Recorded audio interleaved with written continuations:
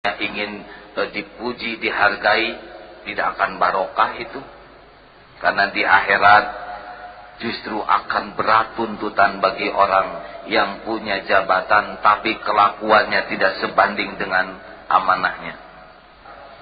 Kalau hanya niat ingin kekuasaan, demi Allah pasti berakhir itu kekuasaan. Ya.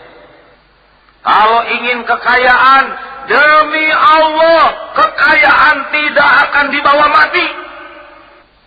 Kalau ingin populer, belum tentu populer kebaikannya.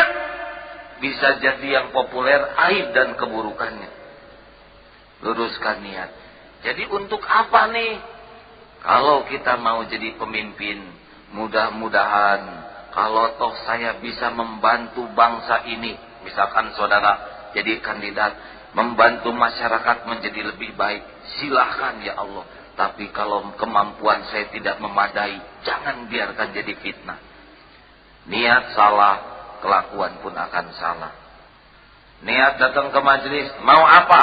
Luruskan dulu niatnya. Tapi saya mau cari jodoh. Itu tidak dilarang. Cari ilmu, mudah-mudahan dengan datang ke majelis taklim dapat karunia Allah berupa ilmu, terbuka hati, bisa diijabah doa, mudah-mudahan bisa silaturahmi. Kalau toh ada yang misalkan ketemu di tempat parkir jadi jodoh, itu resiko. Resiko baik ya. Saya ingin anak saya sekolah di sekolah favorit. Mau apa? Hanya mau dipuji. Sorga tidak ditentukan oleh sekolah favorit. Kemuliaan tidak ditentukan oleh sekolah favorit. Apa artinya masuk sekolah favorit kemudian jadi ria? Merasa paling hebat. Malah sekolah favorit itu yang akan menggelincirkan. Tidak mesti kesuksesan itu dari sekolah favorit. Ya. Makanya tidak harus kita memaksakan diri mendapatkan sesuatu yang sesuatu ini hanya akan menggelincirkan. Luruskan niat. 2, sabar dalam ikhtiar. Kadang-kadang kita kalau sudah punya keinginan, pengen cepat terwujud, padahal yang kita inginkan belum tentu yang terbaik menurut Allah. Kalau kita hanya ingin menikmati hasil, ketahuilah hasil itu cuma sebentar dan belum tentu ada. Yang kita nikmati adalah proses. Contoh, ibu yang hamil, ya. Kalau tidak sabar, ingin cepat-cepat keluar, belum jadi itu bayinya. Aduh, 3 bulan saja saya sudah tidak kuat nih, pengen lihat anak saya. Baru segede ini. Sabar. Mudah-mudahan mual dan muntah ini proses pengguguran dosa. Sabar. Dan tidak sabar juga tetap mual. 9 bulan perut meral.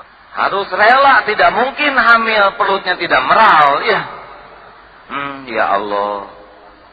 Sabar di dalam berproses. Kita harus menikmati tetesan keringat, tetesan air mata, tetesan darah sepanjang di jalan Allah.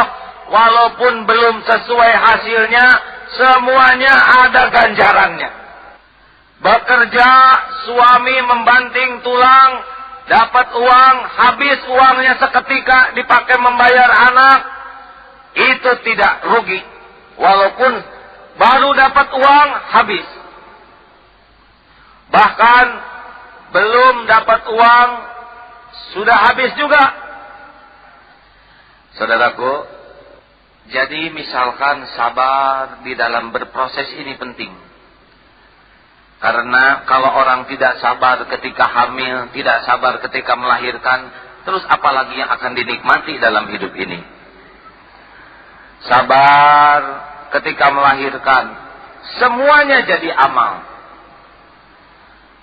Kalau tidak sabar dalam ikhtiar, anak yang kita lahirkan itu, maaf ya, syukur kalau panjang umur, tidak sedikit yang baru lahir terus meninggal. Kalau hanya ingin lihat anak, rugi. Padahal yang ingin dinikmati adalah hamil, melahirkan, menyusui. Itu semua proses ladang amal bagi kita. Setuju tidak ini? Bangsa kita ini harus sabar di dalam membangun bangsa. Tidak bisa seperti membalikan tangan.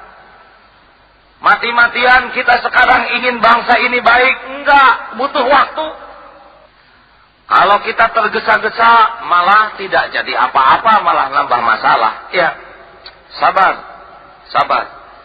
Sempurnakan niat, sempurnakan ikhtiar, sabar berproses. Mencari uang sing sabar, mencari ilmu sabar.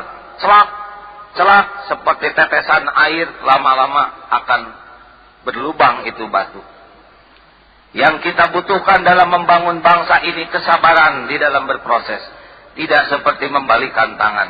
220 juta orang yang sekian ratus tahun dijajah Belanda, sekian puluh tahun dalam keadaan berat, tidak seperti membalikan tangan. Ya, setuju tidak ini?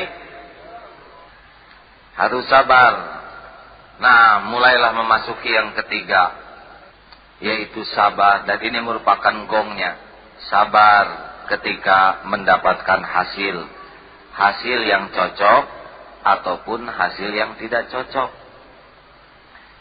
Misalkan sekarang yang sedang tren adalah penerimaan pelajar, ya. Sabar. Ada yang diterima, ada yang tidak diterima, ya. Jangan sampai anak tidak diterima hancur karena sikap yang tidak sabar. Tuh kamu mah, habis kamu main melulu sih, memalukan orang tua, sudah jatuh, ketimpa tangga, ketimpa pohonnya. Anak bisa stres karena orang tua yang tidak sabar.